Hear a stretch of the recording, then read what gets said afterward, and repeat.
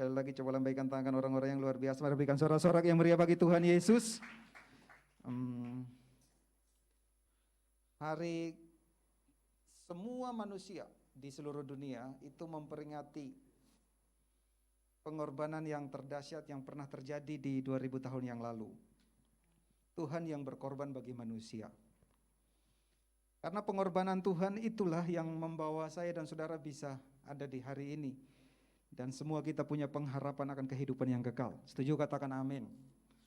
Saya dan saudara punya 5 hari yang sangat besar. Orang berkata lahir lebih besar. Enggak. Lahir besar, mati itu juga besar. Kalau Yesus hanya lahir, maka kita tidak akan pernah dapatkan apa-apapun. Tetapi 5 hari itu menjadi sesuatu yang komplit bagi semua kita. Kalau hanya lahir saja, gak mati, gak ada yang selamat. Kalau dia lahir dan mati saja, tidak bangkit, maka sia-sia iman kita. Kalau dia lahir, dia mati, dia bangkit, dan tidak naik ke surga, tinggal di bumi dan mati lagi, tetap sia-sia iman kita. Sebab itu dia lahir, dia mati, dia bangkit, dan dia naik ke surga. Itu 4 hari yang besar. Dan satu lagi hari yang besar, yaitu hari di mana Roh Kudus dicurahkan. Supaya orang yang selamat itu tidak binasa, tapi bisa beroleh kehidupan yang kekal. Supaya karya yang sudah selesai itu tidak sia-sia, tetapi dijaga, dipelihara sampai akhirnya. Jadi lahir itu penting. Dan kita merayakan besar. Tapi kematian itu sama juga pentingnya dengan lahir. Orang berkata kematian lebih kecil daripada lahir. Enggak. Kelahiran, kematian, dan kebangkitan itu juga sama besarnya. Dan sampai kenaikan. Itu juga sama besarnya dan sampai ke Pentakosta. Itu 5 hari yang besar. Sebagai orang percaya, jangan sampai saudara melewatkannya. Kalau kelahiran dirayakan, maka kematian juga perlu disyukuri, perlu dirayakan, dan kita bersyukur buat pengorbanan Tuhan menggantikan kita di atas kayu salib. Setuju, katakan amin. Nah, ini adalah pengorbanan terdahsyat, judul tema dari kematian kita. Dan ayatnya di Filipi 2 ayat 8 sampai ayat 11. Ketika berada dalam rupa manusia, dia merendahkan diri dan menjadi taat sampai mati. Bahkan mati di atas kayu salib. Karena itulah Elohim sangat meninggikan dia dan memberikan kepadanya nama di atas segala nama. Supaya dalam nama Yesus bertekuk lutut segala yang di surga, di bumi dan di bawah bumi. Dan setiap lidah mengaku bahwa Yesus Kristus adalah Tuhan bagi kemuliaan Bapa. Jadi ada 4 ayat, ini saya akan sharing hanya 2 poin saja. Tapi saya mau mengapa judulnya itu adalah pengorbanan yang terdahsyat. Karena Alkitab berkata Tuhan Yesus itu berkorban dalam wujud rupa manusia. Dia mengosongkan dirinya, dia tidak menganggap kesetaraan dengan Elohim itu sebagai sesuatu yang dipertahankan, sebaliknya mengosongkan dirinya, mengambil wujud seorang hamba serupa dengan manusia.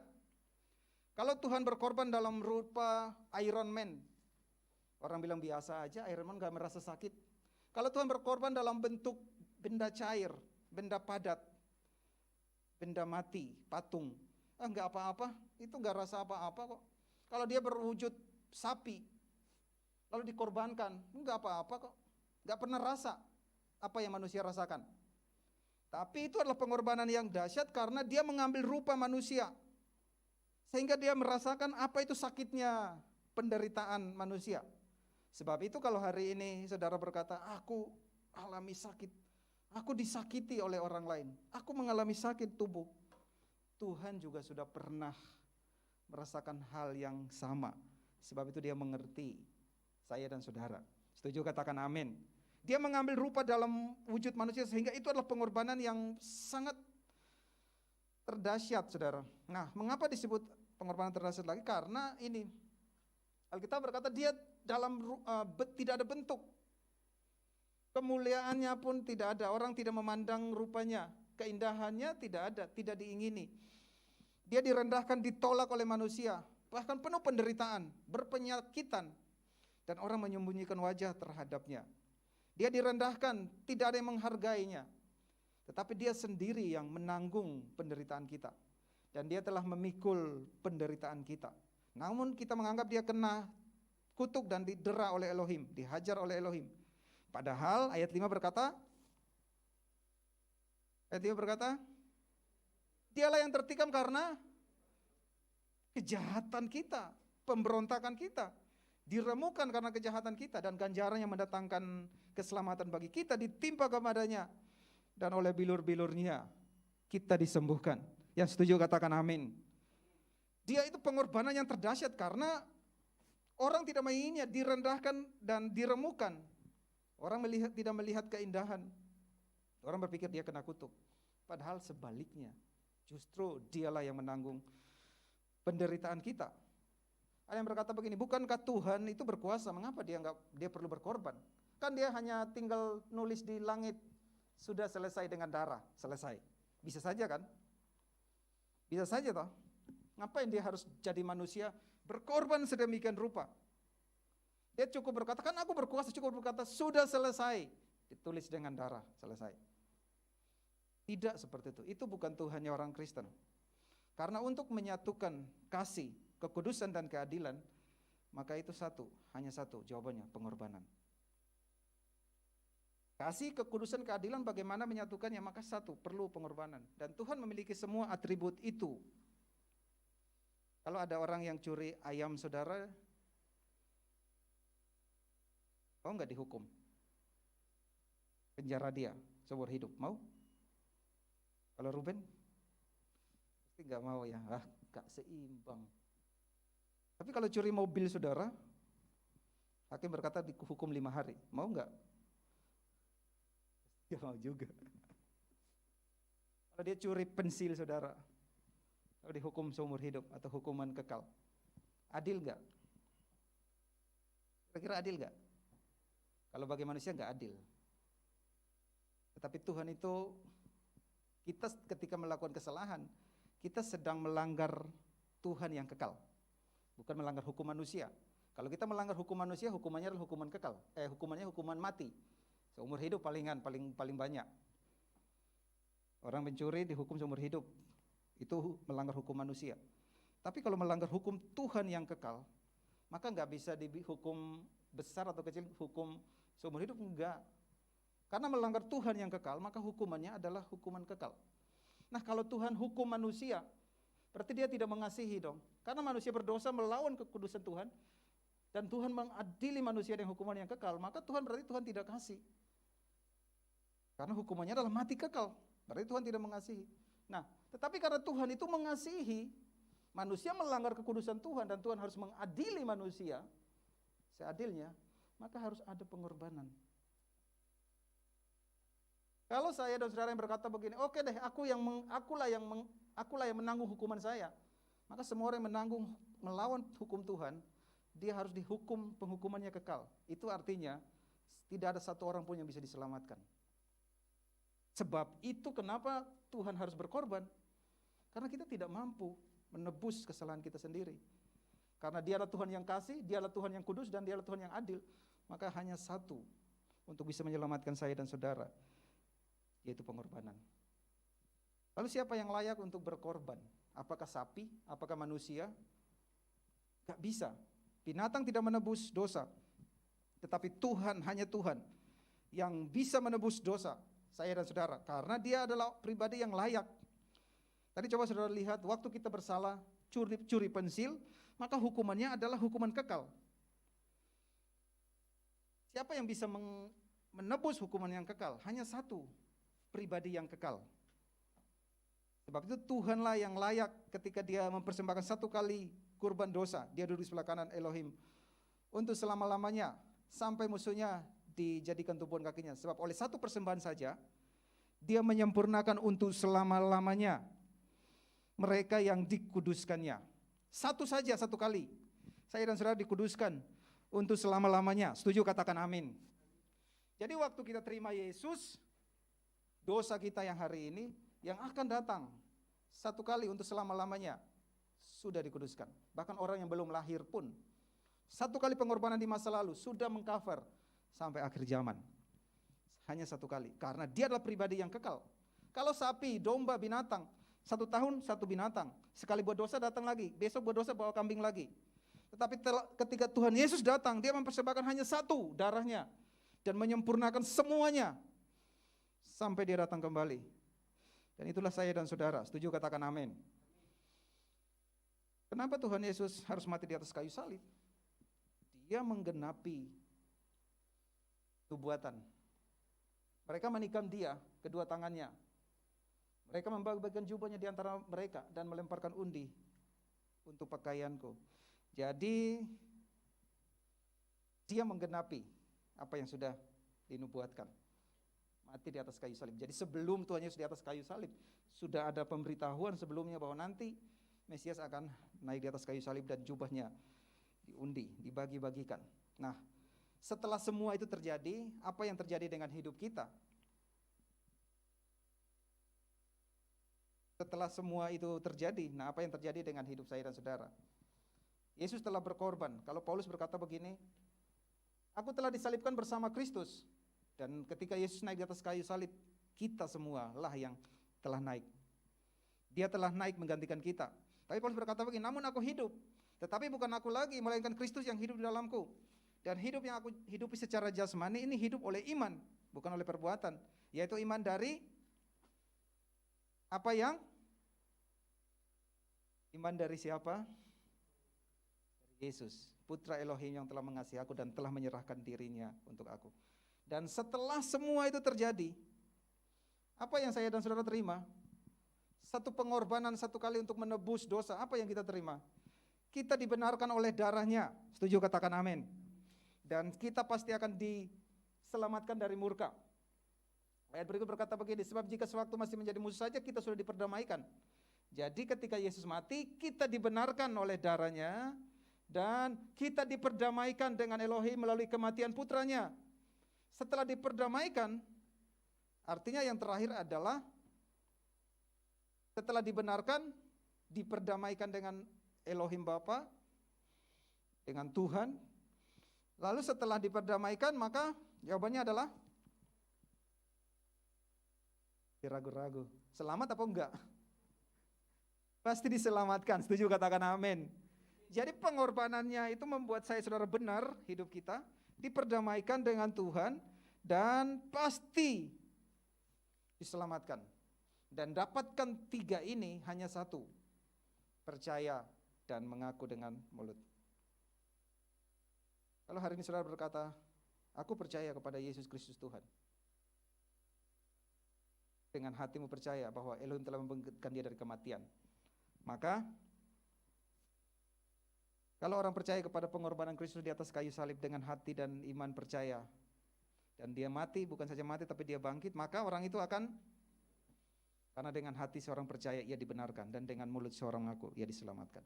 Artinya bukan kita lagi yang naik di atas kayu salib, tetapi kita perlu percaya kepada apa yang Tuhan Yesus telah selesaikan, maka kita pasti akan diselamatkan. Yang setuju katakan amin. Saya saudara sudah diselamatkan, katakan amin. Tetapi kita tidak seperti orang ini. Ini yang akan kita sharing di sini. Kita tidak seperti orang ini. Waktu disalibkan, Tuhan Yesus disalibkan, di samping kiri kanan ada penjahat, Gestas dan Dismas, menurut kitab lain, Apokripa. Orang yang bernama Dismas ini, ketika Tuhan Yesus disalibkan, dan yang satu berkata, kalau engkau raja, kalau engkau Mesias, turunkan dirimu dan selamatkan aku. Tapi yang satu berkata begini, kamu ngomong sembarangan aja. Kita ini layak dihukum, kita ini penjahat, bajingan, pencuri, pembunuh, memang kita. Tapi orang ini loh nggak salah, tapi dia dihukum. Yang satunya berkata, kalau engkau raja, turun selamatkan dirimu. Kalau engkau Mesias, dan selamatkan kami. Yang satu berkata, Tuhan, kalau engkau kembali menjadi raja, aku, selamatkan aku. Apa jawab Tuhan Yesus? Dia berkata, ingatlah aku apabila engkau datang sebagai raja. Lalu Yesus berkata kepadanya, aku berkata kepadamu, sesungguhnya hari ini juga engkau bersama dengan aku di dalam Firdaus. Dia berkata, ingat aku, dengan mulut hati percaya, saya dan saudara dengan mulut dengan hati percaya, tapi posisi kita dengan si Dismas ini beda. Dia ini adalah pengikut Tuhan Yesus di saat yang terakhir. Mungkin itu begini, orang ini sepanjang hidupnya itu penjahat, pembunuh, bajingan, bunuh orang. Waktu napasnya satu-satu, dokter berkata nggak bisa lagi ditolong. Lalu pendeta datang berkata, Yesus yang telah disalibkan di atas kayu salib tidak berdosa, tapi dia telah mengambil semua dosa dan pelanggaran. Dengan hati percaya, mulut mengaku, engkau diselamatkan. Lalu orang itu napasnya sudah tinggal terakhir, dia berkata, aku percaya Yesus. Yesus, aku terima engkau sebagai Tuhan dan Juru Selamat. Aku menyerahkan hidupku kepadamu. Orang itu di titik terakhir dia selamat. Dan kita ternyata tidak seperti Dismas. Itu mungkin ada orang yang seperti itu. Sepanjang hidup penjahat, terakhir dia terima Yesus. Orang berkata nggak adil, dia penjahat kenapa terakhir dia terima Yesus? Ya kita semua juga penjahat juga. Tapi Yesus telah mati untuk menggantikan kita. Orang itu penjahat dan dia ada di hari titik terakhir. Napasnya tinggal satu-satu, dia diselamatkan. Dengan hati percaya, mulut mengaku, dia diselamatkan. Tapi sekarang keadaan kita berbeda, bukan? Kita ini pengikut Yesus yang percaya bukan di saat terakhir toh. Semua kita masih hidup. Ya setuju ya. Kalau orang itu dengan hati percaya, mulut mengaku di titik terakhir, oke, dia sudah selamat. Tapi sekarang kita telah percaya kepada Yesus dan kita masih hidup. Sehingga ini yang perlu saya dan saudara, kita perlu merenungkan pengorbanan yang terdahsyat itu. Memaknai pengorbanan yang terdahsyat dan menghargai pengorbanan yang sangat dahsyat itu. Sehingga bagaimana kita bisa menghargainya? Saya ingin sharing 2 poin ini. Karena kita belum mati, kita masih hidup. Dismas itu di titik terakhir. Sudah nggak bisa turun lagi, nggak bisa hidup lagi, sudah. Mungkin ada orang juga yang napasnya satu-satu di rumah sakit, lalu penginjil datang dan menginjili dia dan dia percaya, dan setelah menginjili doa menerima Yesus lalu mati. Lain cerita. Tapi kita ini masih hidup. Si Gestas itu nggak selamat, nggak percaya, walaupun sudah titik terakhir nggak percaya, nggak selamat. Nah sekarang saya dan saudara diberi kesempatan percaya dari masa muda, ada yang usia pertengahan, ada yang lahir dari orang tua, sudah jadi Kristen. Nah, bagaimana kita memaknai dan menghargai pengorbanan yang dahsyat ini? Setiap Jumat Agung tahun kita memperingati Yesus yang berkorban. Nah hari ini kesempatan ini saya ingin sharing 2 bagian saudara. Bagaimana kita memaknai, menghargai pengorbanan Tuhan yang dahsyat ini. Maka yang pertama saya ingin sharing poin ini, hidup dengan berbuat benar. Yang mau katakan amin. Hidup dengan buat benar. Ayat ini berkata begini, sudah dibebaskan dari dosa. Karena Yesus telah mati untuk kita. Dan sekarang kita bukan hamba dosa lagi, tapi kita dijadikan hamba kebenaran. Nah, waktu sudah jadi hamba kebenaran, maka jangan biarkan hidup kita, tubuh kita untuk kembali kepada hamba dosa. Artinya bahwa kita perlu hidup dengan berbuat benar. Karena ketika Yesus mati, status kita telah berubah. Identitas kita telah berubah. Waktu Yesus mati kita berubah menjadi, identitas kita telah berubah menjadi orang berdosa apa orang benar? Orang benar. Dan satu kali untuk selama-lamanya. Ya begini, benar salah, benar salah, benar salah. Waktu aku berbuat benar, aku jadi orang benar. Waktu aku buat salah, aku berubah statusku, identitasku jadi orang berdosa. Enggak kayak gitu. Itu pemikiran manusia. Karena apa yang telah Yesus kerjakan satu kali untuk selama-lamanya mengubah kita, identitas kita menjadi benar. Dulu kita itu hamba dosa toh. Itu identitas yang lama. Pendosa. Tetapi setelah dibenarkan kita telah berubah menjadi hamba kebenaran. Identitas yang kedua. Dan itu selama-lamanya. Sebab itu waktu kita belum mati, kalau Dismas sudah di atas salib, mati. Tapi kita yang masih hidup, bagaimana menghargai pengorbanan yang sangat dahsyat itu? Maka kita perlu hidup dengan berbuat benar sesuai status identitas kita yang baru. Yang setuju katakan amin. Kalau harimau, singa itu makan, mereka disebut binatang, identitasnya, kodratnya, takdirnya adalah binatang buas. Binatang buas itu makan daging, makan darah, minum darah. Itu binatang buas. Kalau suatu hari singa dan harimau tiba-tiba berubah di depan domba, lalu dia berkata, jangan takut, aku sekarang sudah berubah, aku nggak makan daging lagi, aku makan tempe tahu bayam. Ya, bisa nggak ya? Pasti nggak bisa, karena identitas dan status kodratnya adalah binatang buas. Walaupun dijinakan dan dijadikan mainan, tapi sewaktu-waktu dia akan makan, menerkam juga. Karena memang dia itu adalah buas. Waktu Tuhan Yesus mati, dia telah mengubah kita yang dari liar, buas, jahat, salah menjadi benar. Sehingga kalau kita berkata sudah benar dan kita masih ada di dalam perbuatan yang tidak benar, maka kita sedang mengingkari identitas kita sebenarnya.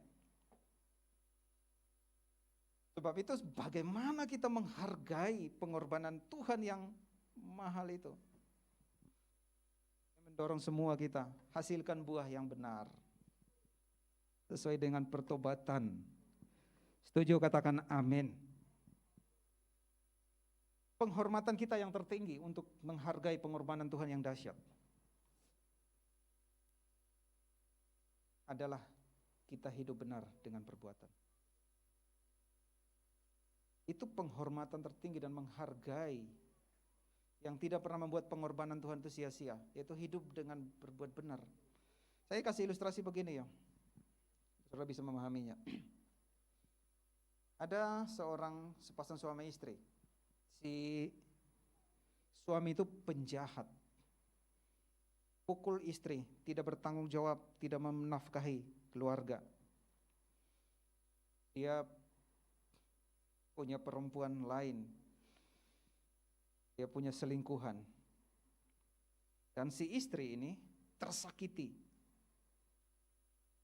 Setiap kali si cowok itu WA dengan wanita lain, dan ketawa-ketawa sendiri-sendiri.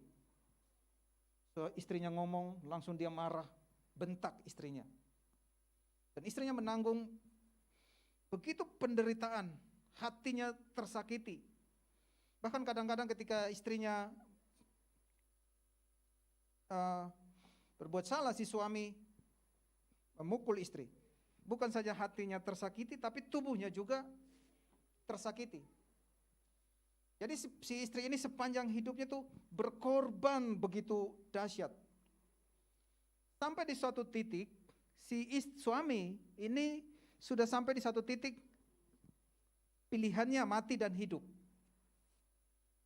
Kalau kamu meninggalkan istrimu, maka keluargamu hancur, pekerjaanmu hancur, kesehatanmu hancur, masa depanmu hancur, dan kehidupan kekalmu juga akan hancur. Sehingga pilihannya adalah dia harus berbalik kepada istrinya. Waktu dia berbalik kepada istrinya berkata, sudah enggak. Aku tersakiti oleh hidupmu, oleh perbuatanmu. Hidupku tersakiti, bukan saja hatiku, pikiranku, seluruhnya, tubuhku, perasaanku tersakiti. Lalu suami berkata, tolong maafkan aku, tolong kasihani aku, tolong ampuni aku akan berubah selama-lamanya. Karena istrinya adalah kasih, dia berkata, tahukah kamu? Dia berkata, oke deh, aku mengampuni kamu, aku mengasihi kamu, aku menerimamu. Tapi dia berkata kepada suami, tahukah kamu bahwa pengampunan, penerimaan, kasih yang aku berikan kepadamu itu adalah pengorbanan yang besar, pengorbanan yang terdahsyat. Karena engkau menyakiti aku, tetapi aku masih mengampunimu. Sekarang itu adalah pengorbanan yang sangat besar dari hidupku untukmu. Lalu suaminya mulai hidup dengan istrinya, berubah dan hidup dengan istrinya. Minggu pertama suaminya masih baik, sayang sama istri. Bulan pertama dia masih baik, dia berubah. Tahun pertama, minggu pertama, bulan pertama, tahun pertama, dia baik. Masih penyayang dengan istrinya. Setia sama istrinya. Mengasihi istrinya. Tapi memasuki mendekati tahun yang kedua, si suami sudah mulai jarang pulang. Si suami sudah mulai balik lagi, WA dan ketawa-ketawa sendirian. Waktu suaminya kerja di kantor, di belakangnya, ternyata dia punya selingkuhan. Di depan istrinya dia baik, tapi di belakang istrinya dia punya selingkuhan. Tadi si istri itu berkorban, dia berkata, ini adalah pengorbananku yang sangat besar. Tapi tahun pertama berlalu, mendekati tahun kedua, si suami, ternyata di belakang dia punya selingkuhan. Nah, sekarang saya mau nanya, saudara, yang ini nggak ada suami-suami yang begitu di sini. Setuju katakan amin. Nggak ada itu, ibu-ibu jangan berpikiran yang lain, itu nggak itu bukan. Nah, ini cuma ilustrasi dan cerita. Nah, sekarang pertanyaannya begini. Suaminya telah berubah di belakang istrinya. Pertanyaannya begini, apakah suami itu menghargai pengorbanan besar yang telah diberikan oleh istrinya? Dihargai enggak? Sia-sia enggak pengorbanan istrinya? Itu sia-sia. Tuhan sudah mengampuni kita, itu adalah pengorbanan yang sangat besar. Yang setuju katakan amin. Waktu kita hidup di dalam perbuatan benar, kita menghargai pengorbanan itu tidak sia-sia. Tapi waktu kita mulai di belakang Tuhan, kita mulai ada yang lain. Tidak hidup di dalam kebenaran. Aku salah sebetulnya kita tidak menghargai pengorbanan yang terdahsyat itu. Padahal kita sudah lihat Tuhan itu berkorban luar biasa. Nah sekarang saudara, Tuhan ketika dia berkorban, kita mulai hidup berbuat benar. Apakah perbuatan benar itu sia-sia? Ternyata tidak juga saudara. Tuhan itu adalah Tuhan yang tidak pernah mengambil, Tuhan yang selalu memberi. Lalu Tuhan berkata begini, waktu kita berbuat baik, berbuat benar, karena kita adalah kebenaran, kita sudah kebenaran Tuhan, maka waktu kita berbuat benar pun, itu ada upahnya. Tuhan kita bukan Tuhan yang mengambil, tapi Tuhan yang memberi. Setuju katakan amin. Dia berikan hidupnya, lalu ketika kita hidup benar, dia juga memberikan upah. Jadi nggak ada, Tuhan tuh nggak dapat apa-apa sebetulnya. Bayangkan ya, dia sudah berkorban, lalu sekarang kita berubah status kita menjadi benar. Lalu perbuatan kita juga benar. Itu bukan untuk Tuhan, ternyata Tuhan berikan upah untuk kita.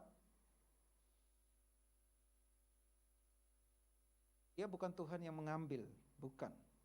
Dia menuntut saya dan saudara hidup benar sesuai dengan status kita, bukan untuk suatu untuk Tuhan, bukan. Tetapi untuk saya dan saudara, dia akan datang kembali memberikan upah kepada setiap orang sesuai dengan pekerjaannya. Setuju katakan amin. Sebab itu sekarang bagaimana kita menghargai pengorbanan Tuhan yang besar. Hiduplah dengan berbuat benar. Perbuatan benar itu memang dibalas dengan upah. Tetapi biarlah kita melakukannya bukan motivasinya upah. Tetapi karena cinta akan Tuhan yang telah berkorban besar-besaran untuk kita semua. Yang percaya katakan amin. Waktu kita hidup benar, Tuhan tidak pernah berhutang kepada siapapun. Tetapi biarlah saya dan saudara hidup benar, bukan motivasinya upah. Tetapi karena dia sudah berkorban sangat besar untuk kita. Yang kedua, menghargai pengorbanan Tuhan yang kedua, memaknai pengorbanan Tuhan yang kedua, hidup dengan setia kepada Tuhan.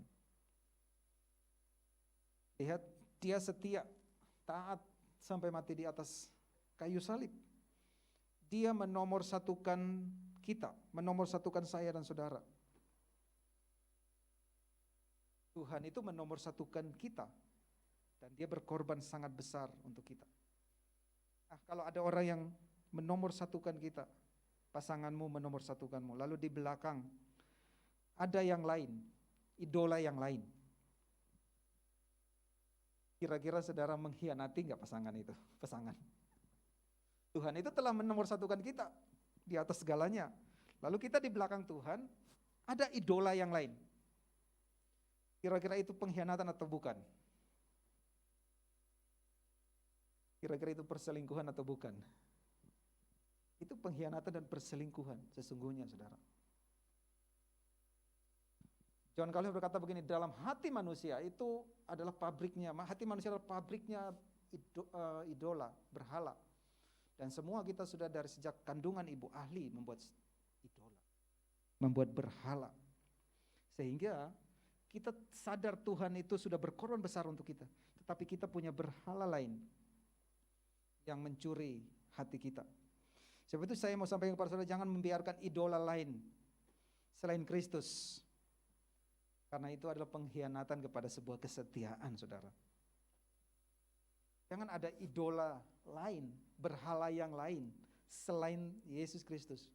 Karena dia setia sampai mati, menghargai pengorbanan yang dahsyat itu. Saya dan saudara perlu setia, ngikut Tuhan dalam kesetiaan. Yang setuju katakan amin. Kita punya berhala idola yang lain selain Tuhan. Idola itu adalah sesuatu yang menggantikan Tuhan di hati kita. Sesuatu yang lebih utama yang menggantikan posisi Tuhan di hati kita itu adalah berhala, itu adalah idola yang lain, idols. Dan waktu kita mencintainya lebih daripada Kristus, itu adalah sebuah pengkhianatan kepada kesetiaan.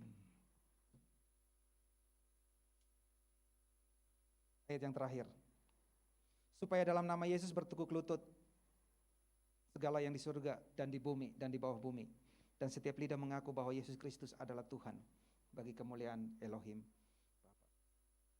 Saya mau sampaikan kepada saudara yang terakhir ini, bukan pribadi lain, pribadi Allah yang adalah Tuhan, tetapi Yesus adalah Tuhan. Alkitab berkata Yesus Kristus adalah Tuhan. Bukan Allah atau pribadi yang lain itu yang adalah Tuhan, bukan.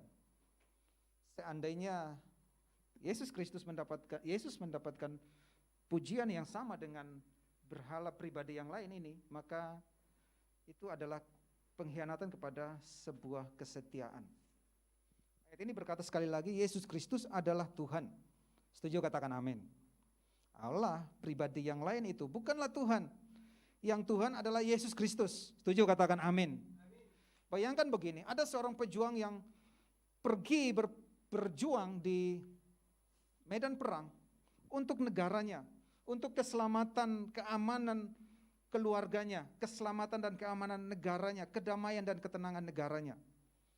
Dia berjuang mengorbankan darahnya, dia berjuang mati-matian dan dia selamat. Dia kembali ke negaranya.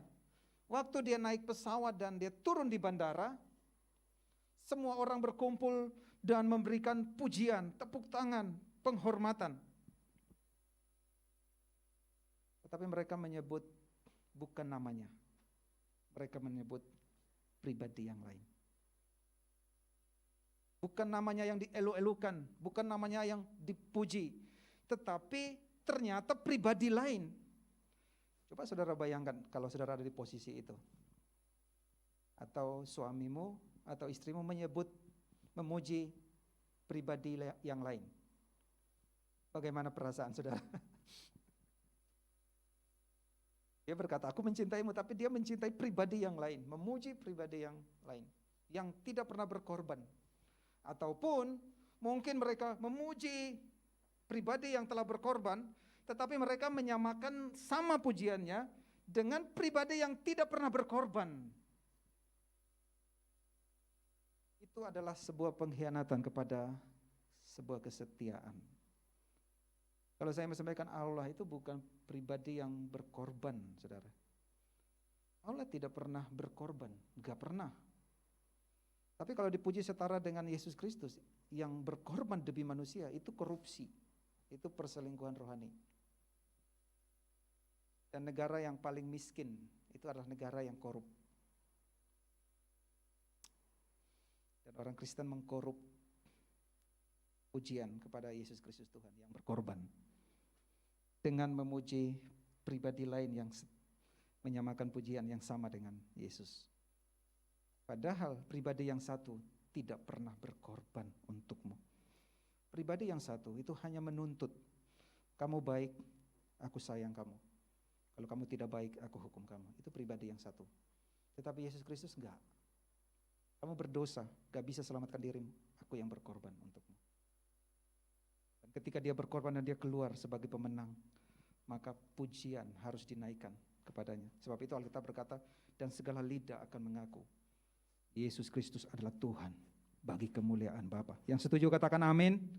Kalau hari ini kita tidak berkata dan menerima Yesus sebagai Tuhan hari ini, maka suatu hari nanti kita akan dipaksa berlutut di bawah kaki Yesus dan mengakui dia sebagai Tuhan dan Juru Selamat. Tapi waktu itu kita sudah terlambat. Karena suatu waktunya nanti dia akan datang dalam kemuliaan dan semua orang lidah akan mengaku Yesus Kristus adalah Tuhan. Dan kalau hari ini kita tidak menerima dia, dan di waktu itu dia datang dan kita bangkit dan kita melihat dia dan mengaku dengan terpaksa, sudah terlambat. Itu adalah pengakuan yang menyakitkan dan ternyata kita mengaku dan akan dihukum. Sebab itu hari ini biarlah pujian penyembahan setiap lidah mengaku bahwa Yesus Kristus adalah Tuhan bagi kemuliaan Bapa. Yang setuju katakan amin. Biarlah setiap lidah mengaku bahwa Yesus Kristus adalah Tuhan bagi kemuliaan Bapa. Yang setuju berikan sorak-sorak yang meriah bagi Tuhan Yesus. Ingat, dia telah berkorban dan pengorbanan itu sangat dahsyat. Bagaimana aku menghargai pengorbanan yang sangat dahsyat itu? Aku harus hidup benar. Kalau di belakang aku buat sesuatu yang lain, aku telah mengkhianati pengorbanan yang dahsyat. Saya mendorong saudara, hiduplah benar sesuai dengan apa yang telah Kristus kerjakan bagimu. Identitas kita adalah identitas yang baru. Orang benar untuk selama-lamanya. Dan yang kedua, kita menghargai Yesus Kristus Tuhan dengan setia pada satu Tuhan. Jangan ada idola yang lain. Tahu ke saudara, ketika saudara sudah setia dan berkorban sangat besar untuk seseorang, lalu orang itu punya idola yang lain, ternyata dia mencintai orang lain. Saudara tahu berapa sakitnya? Pasti sangat sakit. Sebab itu jangan biarkan pengorbanan Tuhan Yesus itu menjadi sia-sia. Hiduplah di dalam kebenaran dan setialah pada Tuhan Yesus selama-lamanya. Biarlah setiap lidah mengaku Yesus Kristus adalah Tuhan bagi kemuliaan Bapa. Setuju katakan amin?